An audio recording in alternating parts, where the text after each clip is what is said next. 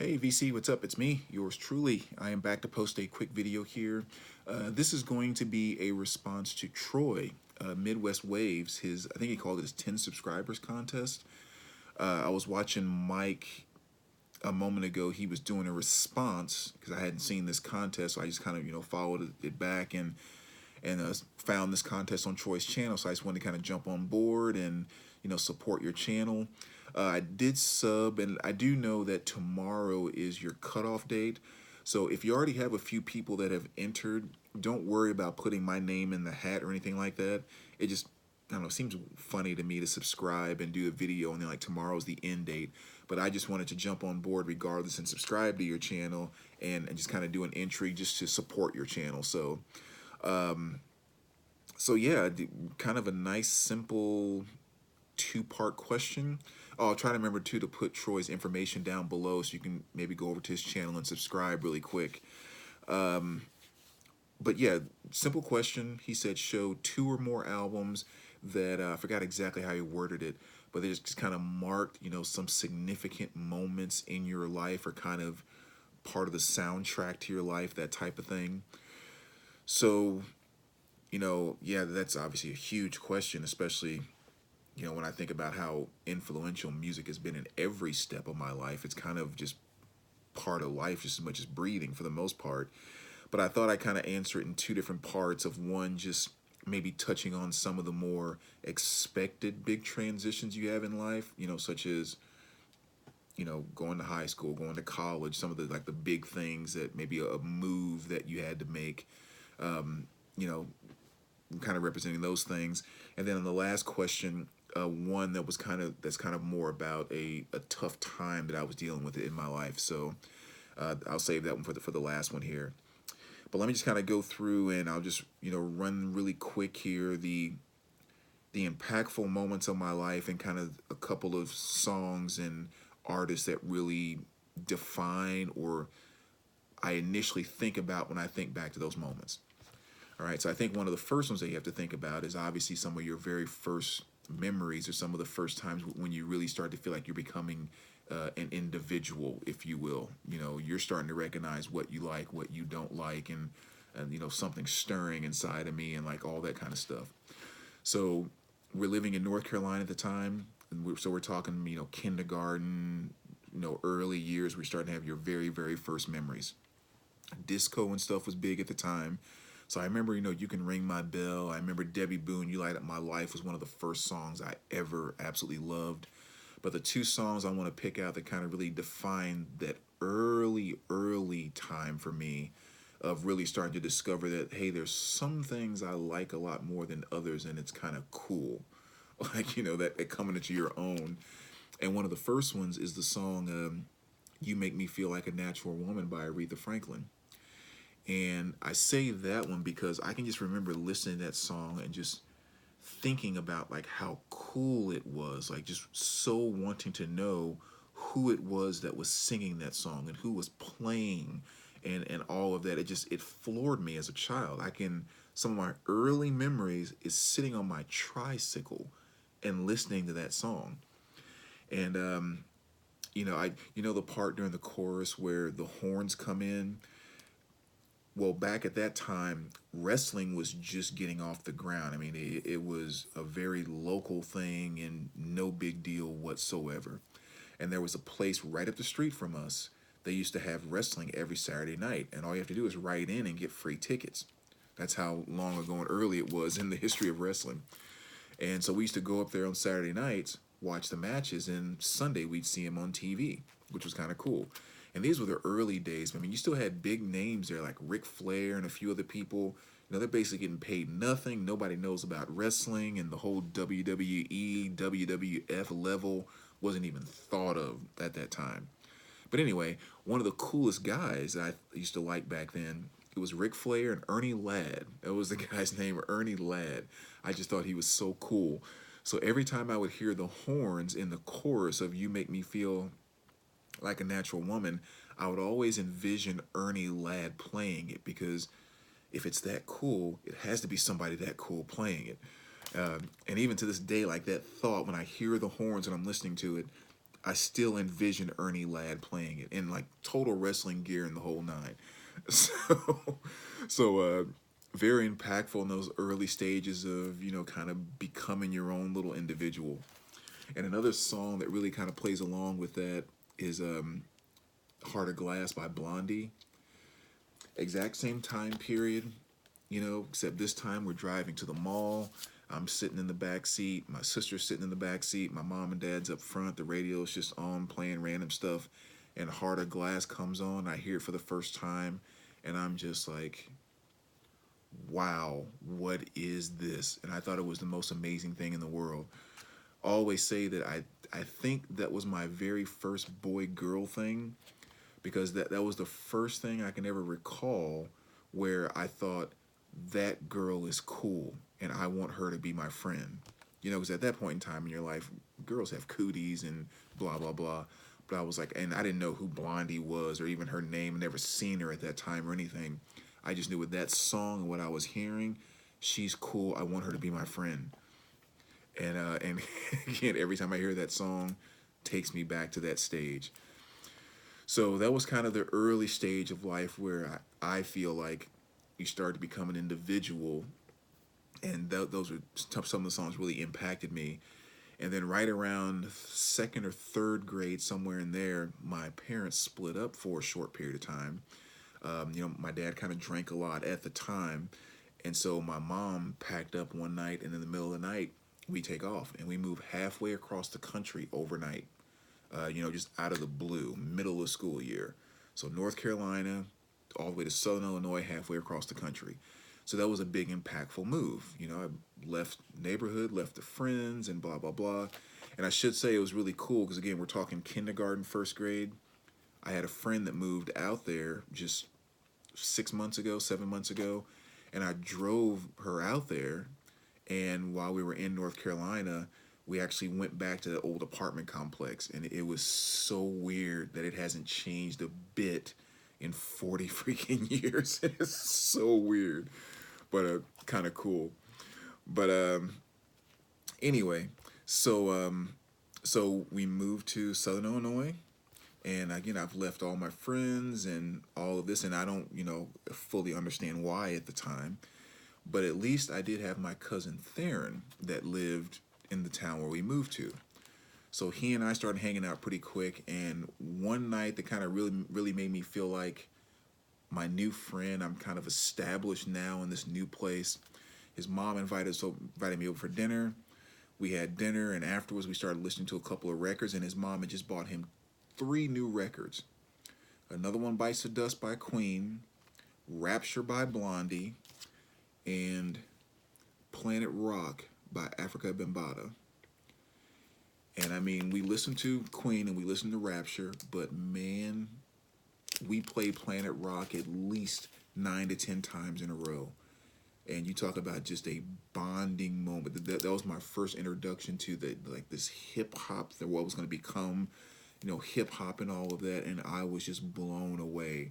And I felt like Theron and I became best of friends, and I was officially resettled after the move with that particular album.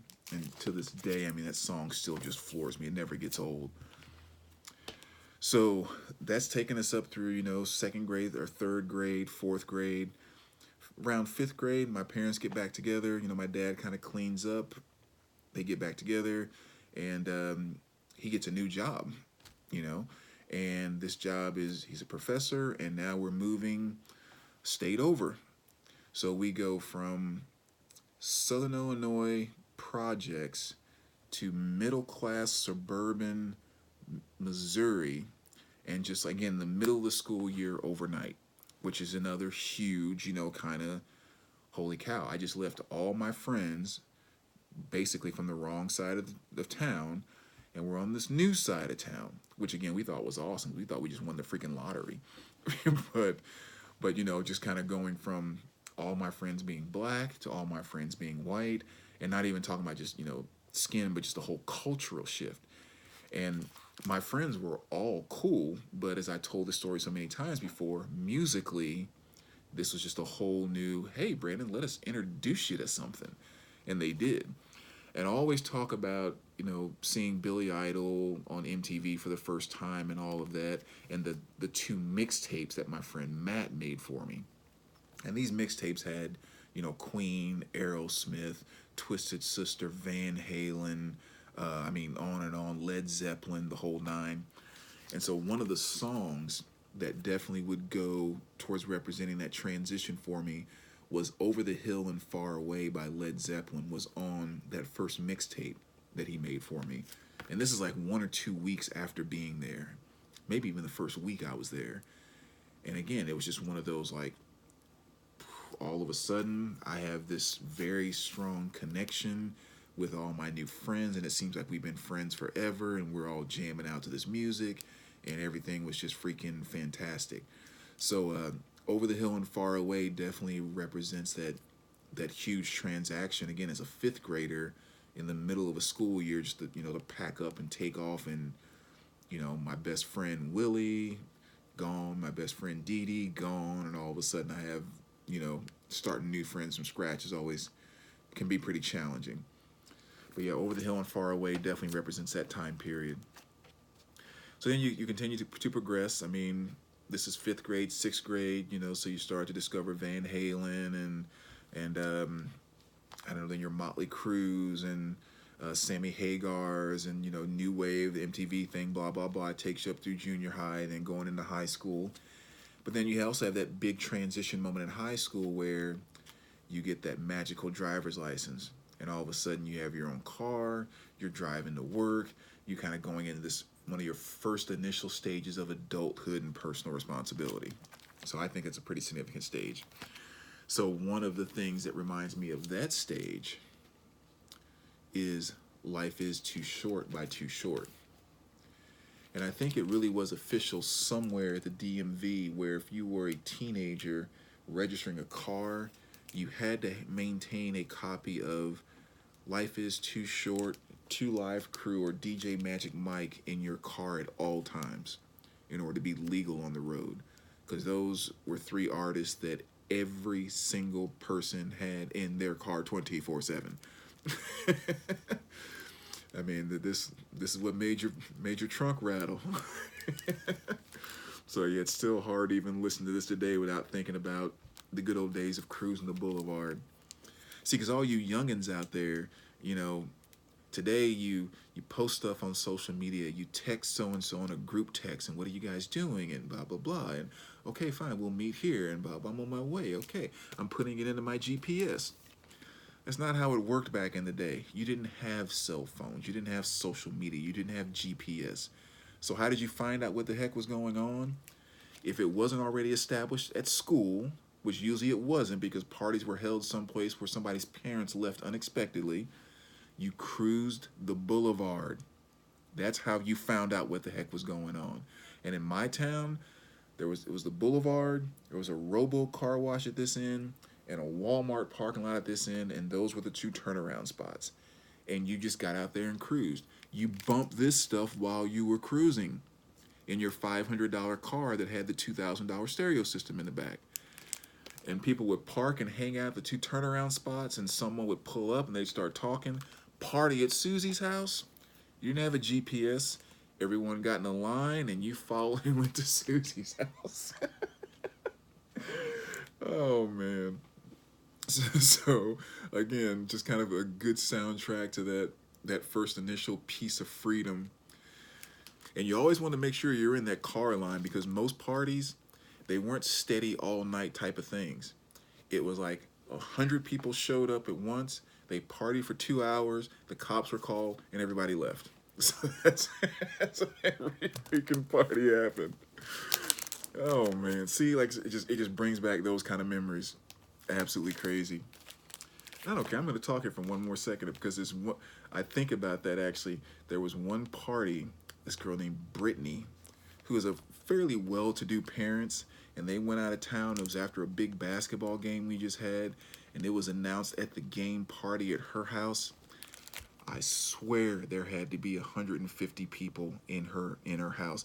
It literally looked like one of those scenes off of an 80s movie where like Weird Science, where you had just this weird crazy party scene with 100 people in a living room and arms up, and funniest thing in the world. But yeah, again, that album takes me back there. So now the last transition in this, going from high school to really getting your independence and going off to college. A lot of different albums that can kind of represent, that feeling of making that transition, because that's when I really learned about 10,000 Maniacs, New Order, Spin Doctors, Everclear, like Four Non Blondes. A lot of that 90s stuff was happening. Of course, all the hip hop as well. But this might be the album that most represents that transition of, leaving home for the first time and going to college, which is Above the Rim, which is a really cool soundtrack. The big song off here that everyone would kind of remember would definitely be Regulate by Nate Dogg and Warren G. But, Afro Puffed by the Lady of Rage too. But this was just an album that we listened to a lot. And like every single song that I listened to off of this, even to this day, it just reminds me of some element of being off and at college. So again, that's a pretty big transaction, or transition, I should say, that takes place in a lot of people's lives. And this album definitely one that kind of holds a lot of those memories and feelings about that time period for me. So that's kind of I guess my first answer with more of the transitional type of stuff, scheduled transitions, if you will, if you're lucky enough. Junior high, high school, college, and a couple of unforeseen things there. And then the last one I want to show here, this is an album that really kind of represents more of what took me out of a tough time and really woke me up. And it's kind of funny because I haven't thought about this for a long time. Definitely haven't spoken about it for years and years and years. But there was a time when I started dating someone who had lived out of state, which was one of the things that kind of made it a lot more difficult because I didn't realize the bad elements of this relationship because it was long distance. Okay? So anyway, keep a long story short, this particular relationship was really one that was kind of crushing me and closing me off from who I was, and I didn't realize it in the moment. Okay? So a lot of things that were me were being buried, and I really kind of lost myself within the relationship. Just kind of lost track of what I was feeling, why I was feeling, and kind of who I was in a sense. And even the thing based around even music to a certain degree, where this person had a lot of judgments about music that I listened to. Even if I wasn't around, they had judgments about the things that I liked, even if I wasn't playing it. And I'm talking about stuff like 80s stuff. I'm not talking about like, horrible death, not, evil stuff or whatever else. And so I really let myself get really kind of crushed inside of this relationship. And just really kind of lost touch with a lot of different things about myself. Even to the point where I would say, this was the only person I've ever dated that I cheated on, because I was just in this position of like, trying to get away without even necessarily knowing about getting away. So it was a real messed up situation. I got away from it, and it was something that kind of hung with me for a while until I realized what it was that it got hung up, and it was the fact that I had allowed that person to shut down who I was piece by piece. So one of the things that really got shut down again was music, and you guys kind of know when it comes to me and kind of what my music world is like. So this particular album was the significant album that literally put the key back in my heart and just completely opened it to allow who I was to come forward again. And not only that, just like really run forward at 1,000 miles per hour. So it was, for some reason, falling in love with this album. I started to play it all the time. And then this album made me feel, well, if I like this group so much, why can't I go see them in Nebraska? And then why can't I go see them in New Hampshire? Why can't I go see them in Boston? Why can't I go see them in Illinois? Why can't I go see them in Missouri? And all of a sudden, I'm like traveling all over the country, checking these bands out, meeting new friends in these different places. Why can't I do that with other bands too? Well, why not? Oh, why can't I hang a David Bowie poster in my living room? Like, why can't? And like all of a sudden, it's like my entire world of who I was allowed to open back up just because of the way that this album was making me feel and making me reconnect with a love that I had allowed this person to shut down, you know?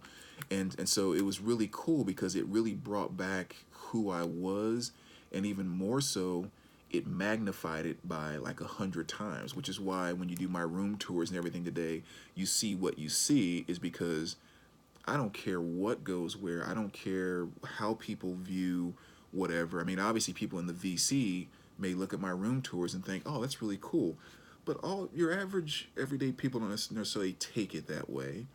But what I find too, though, is what a lot of people that aren't necessarily into this seem to capture now, though, is my passion for it is very, very present, and that's what they seem to kind of latch on to for those that don't understand the craziness of our music love.